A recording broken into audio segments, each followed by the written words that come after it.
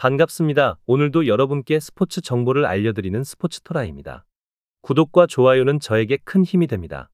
분석 시작 전 구독과 좋아요 한 번씩 눌러주시면 감사하겠습니다. 스포츠 분석방과 분석 최종 조합 픽은 영상의 댓글에 기재해 두었습니다. 그럼 경기 분석 시작하도록 하겠습니다. 첫 번째 경기는 태국과 폴란드입니다. 태국은 전통적으로 빠르고 정교한 리듬의 배구를 추구하는 팀으로 포메이션과 조직적인 리시브, 오픈 패턴을 통해 상대 블로커가 자리를 잡기 전에 빠른 공격을 시도하는 특징이 있습니다. 목소리는 짧은 시간 내 볼 처리를 완료하는 능력이 뛰어나며 퀵오픈을 통해 측면에서 빠른 득점을 노립니다. 하지만 채공 시간이 짧아 장신 블로커를 상대로는 상대적으로 효과가 제한되는 모습입니다. 심포는 다양한 각도로 백어택을 구사하며 공격폭을 넓히는 역할을 수행하고 있지만 최근 경기에서는 공격보다는 수비 부담이 증가하면서 결정력에서 다소 아쉬움을 보이고 있습니다. 미들블로커 밤농숙은 속공 타이밍에서 세터와의 호흡이 불안정한 구간이 있어 세트 플레이에서 흐름이 끊기는 장면이 자주 연출되고 있습니다. 수비의 핵심인 나후아농은 안정적인 리시브로 기반을 닦지만 블로킹 이후 측면 커버에서 간격이 벌어지는 구조적 문제를 안고 있습니다. 반면 폴란드는 높이와 힘을 앞세운 전형적인 유럽 스타일의 배구를 구사하며 속공과 백어택, 사이드 오픈까지 전방위적인 공격 루트를 효과적으로 운용하고 있습니다. 슈치글로프스카는 좌우 전환 공격 시 매우 안정적인 마무리를 보이며 백어택에서도 고른 득점력을 자랑합니다. 베네르스카는 미들블로커로서 네트 위에서의 타이밍과 위치 선정이 정교하고 리바운드 처리와 세컨드볼 대응에서 매우 뛰어난 집중력을 발휘합니다. 보워시는 후위 수비와 동시에 빠른 전환 전개 능력을 갖춘 멀티형 자원으로 폴란드의 수비 조직력을 끌어올리고 있습니다. 특히 세터 코르넬룩은 높이, 속도, 방향을 자유롭게 조절하는 패스 분배 능력을 지녔으며 공격수와의 합이 잘 맞아 속공과 백어택이 매끄럽게 연결됩니다. 최근 경기 흐름을 보면 속공과 백어택, 사이드 오픈 공격이 균형 있게 이루어지며 전술적 완성도가 높은 경기력을 유지하고 있습니다. 결론적으로 태국은 빠른 템포와 정교한 연결을 통해 공간을 공략하는 구조이나 블로킹 높이와 리바운드 싸움에서 반복적으로 밀리는 약점을 드러내고 있습니다. 특히 상대가 블로킹 포지션을 효과적으로 형성할 경우 태국의 퀵오픈 공격 루트는 쉽게 차단될 가능성이 큽니다.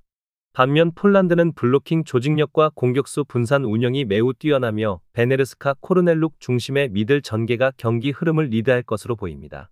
양팀 모두 빠른 전개를 지향하지만 높이 피지컬 조직력 세 측면에서 폴란드가 확실히 앞선 전력을 갖추고 있어 경기를 지배할 가능성이 높습니다. 폴란드의 승리와 언더를 추천드리는 경기입니다. 두 번째 경기는 중국과 벨기에입니다. 중국은 가오이를 중심으로 한높은 타점의 백어택이 주요 득점 루트로 최근 경기에서도 공격 성공률이 매우 안정적인 흐름을 유지하고 있습니다. 가오이는 빠른 세트 타이밍에 맞춰 수비 라인을 무너뜨리는 결정적인 마무리 능력을 보여주고 있으며 세터 디아우리니와의 호흡도 매우 정교합니다. 디아우리니는 속공 중심의 플레이뿐 아니라 공격 전환의 연결고리로서 역할이 크며 중원에서의 빠른 전개를 안정적으로 이끌고 있습니다. 공샹유는 후위 수비와 리시브에서 안정적인 조율 능력을 보이며 전체적인 수비 밸런스를 유지해주는 자원이고 왕멍지에는 오픈 상황에서 강한 스파이크로 득점을 책임지는 날카로운 피니셔 역할을 수행하고 있습니다. 무엇보다 중국은 블로킹 라인의 높이와 리시브 이후 빠른 패턴 전환 그리고 어느 포지션에서든 득점이 가능한 분산형 전술이 정교하게 자리 잡혀 있습니다. 상대의 약점을 빠르게 포착해 유연하게 공략하는 전술적 완성도 역시 매우 높은 편입니다. 반면 벨기에는 데마이어가 파워풀한 측면 오픈 공격을 자주 시도하며 중심 득점원 역할을 하고 있으나 리시브가 흔들리는 상황에서는 공격 패턴이 단조롭게 변하면서 대응이 제한되는 약점이 드러납니다. 람펠베르크는 미들블로커로서 블로킹 타이밍 감각은 좋지만 리바운드 후 커버 범위가 좁아 세컨드볼 대응이 약한 구조입니다. 얀센은 강서브를 통해 흐름을 흔드는 역할은 해내지만 세터와의 간격 유지에서 안정감이 떨어져 득점 연결이 단절되는 경우가 잦습니다. 또한 수비의 중심인 반게스텔은 집중력은 뛰어나나 빠른 전개나 속공 전환에 따른 리시브 정확도에서 기복이 나타나고 있습니다. 전체적으로 벨기에는 전술 루트가 제한적이고 공격 옵션 다양성이 부족해 상대 수비를 흔들 수 있는 구조적 강점이 부족한 상황입니다. 결론적으로 중국은 가오이의 강한 백어택과 왕멍지에의 오픈 득점력을 중심으로 다양한 공격 루트를 자유롭게 활용할 수 있는 전술적 유연성을 갖춘 팀입니다. 디아우리니를 중심으로 한 속공과 블로킹 타이밍, 공샹유의 리시브 안정성까지 더해져 전체적인 팀 밸런스가 매우 견고하게 유지되고 있습니다. 반면 벨기에는 특정 자원의 파워에 의존하는 구조로 인해 흐름이 끊기는 상황이 자주 발생하며 세트 후반으로 갈수록 리시브와 연결의 불안정성이 더욱 두드러질 가능성이 높습니다. 중국의 승리와 언더를 추천드리는 경기입니다. 세 번째 경기는 태국과 인도입니다. 태국은 4-3-3 포메이션을 활용하며 구스타프손이 전방에서 활발한 움직임과 안정적인 결정력을 겸비한 핵심 공격수로 활약하고 있습니다. 특히 측면에서는 사라차트가 빠른 드리블 전개와 크로스 창출에 능해 좌우를 넓게 쓰는 공격 전개가 활발하게 이뤄지고 있습니다. 참나사미는 중원에서 왕성한 활동량을 바탕으로 전방 압박과 패스 연결에서 중추적인 역할을 맡고 있으며 수적 우위 속에서 넓은 공간을 커버하고 있습니다. 최근 홈 경기에서는 팀 전체의 점유율과 패스 성공률이 안정적인 흐름을 보이고 있고 3명의 미드필더를 활용한 전개 전략도 효율적으로 작동하고 있습니다. 이러한 점유율 기반의 플레이는 후반까지 유지력이 좋고 전체적인 빌드업과 템포 조절에 있어 강점을 보여주는 구조입니다. 반면 인도는 4-4-2 포메이션을 기반으로 전개하고 있으나 이 구조상 중앙 미드필더 수가 상대보다 부족해 중원 장악에서 어려움을 겪고 있습니다. 압둘 사마드는 제공권과 연계 움직임은 준수하지만 공격에서의 확실한 결정력은 아직 제한적인 모습을 보이고 있습니다. 측면의 세카르는 드리블 돌파가 가능하긴 하나 수비 전환 시 속도가 늦고 위치 선정이 불안정해 공간을 자주 내주는 경향이 있습니다. 수레시싱은 수비형 미드필더로서 압박 대응은 일정 수준을 유지하고 있지만 탈압박 능력이 부족해 상대 압박에 쉽게 볼을 잃는 흐름이 자주 발생하고 있습니다. 무엇보다 최근 인도는 중원에서의 볼 소유율이 급격히 떨어지고 있으며 후반전으로 갈수록 중앙 공간을 쉽게 허용하며 실점 위기를 자초하는 장면이 반복되고 있습니다. 결론적으로 이번 맞대결은 포메이션 상 중원 수적 우위를 가져가는 태국이 점유율을 장악하고 경기를 주도할 가능성이 매우 높습니다. 태국은 미드필더 삼각형을 중심으로 안정적인 전개와 템포 조절, 폭넓은 측면 활용까지 모두 가능한 팀이며 슈팅 기회와 박스 근처 위협 장면에서도 인도보다 한 수 위의 모습을 보일 것으로 예상됩니다. 반면 인도는 수적 열세와 조직적 불안정성으로 인해 볼 소유와 수비 전환 모두에서 열세를 보이며 공격 기회 창출 자체가 제한될 가능성이 큽니다. 태국의 승리와 언더를 추천드리는 경기입니다.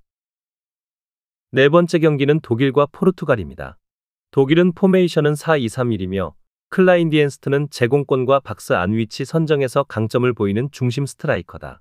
미텔 슈테트는 좌측에서의 빌드업과 중간 지점에서의 패스 선택이 뛰어나며 후방 지원에도 적극적으로 가담한다. 무시알라는 좌우 넓은 지역을 커버하며 짧은 템포의 패스 연계와 공간 침투 감각이 뛰어난 전방 자원이다. 특히 중앙에 위치한 고레츠카는 상대 수비 라인을 좌우로 흔드는 스윙 패스를 반복적으로 활용하며 포켓 공간을 만들어내는 데 탁월한 역할을 수행하고 있다. 이로 인해 무시알라와 클라인디엔스트가 해당 공간을 침투하는 구조가 자주 발생하며 독일의 공격 루트는 조직적인 동시에 마무리까지 자연스럽게 이어지는 형태로 발전되고 있다. 포르투갈은 포메이션은 4-3-3이며 곤살로 하무스는 전방에서의 압박과 박스 안마무리 능력을 두루 갖춘 자원이다. 프란시스코 콘세이상은 측면 돌파 이후 컷백 패턴을 반복하며 개인 돌파 중심의 공격 옵션을 자주 활용한다. 베르나르도 실바는 중원과 전방을 오가며 탈압박과 패스 연결을 조율하지만 넓은 지역 커버 과정에서 과부하가 발생하는 경우가 잦다. 포르투갈은 점유율 기반의 전개는 가능하나 압박 유도 시 빌드업 라인이 흔들리는 단점이 있으며 측면 수비 커버가 늦을 경우 포켓 공간을 그대로 내주는 구조적 약점이 반복되고 있다. 이는 독일의 전술 구조에 매우 불리하게 작용할 수 있으며 이선 침투에 대한 대응이 미흡한 흐름이 예상된다. 결론을 말씀드리자면 독일은 4-2-3-1 전형을 기반으로 고레츠카를 중심으로 한 전개 구조를 명확히 구축하고 있다. 스윙 패스를 통한 수비 흔들기, 그 틈을 활용한 포켓 공간 침투는 전술적으로 정밀하게 설계된 루트다. 무시알라와 클라인디엔스트는 침투 타이밍과 위치 선정이 우수하여 해당 구조를 효율적으로 마무리할 수 있는 자원이다. 포르투갈은 전방 압박과 탈압박은 능하지만 수비 전환 시 라인 간 간격 유지에서 흔들리는 모습이 반복되고 있다.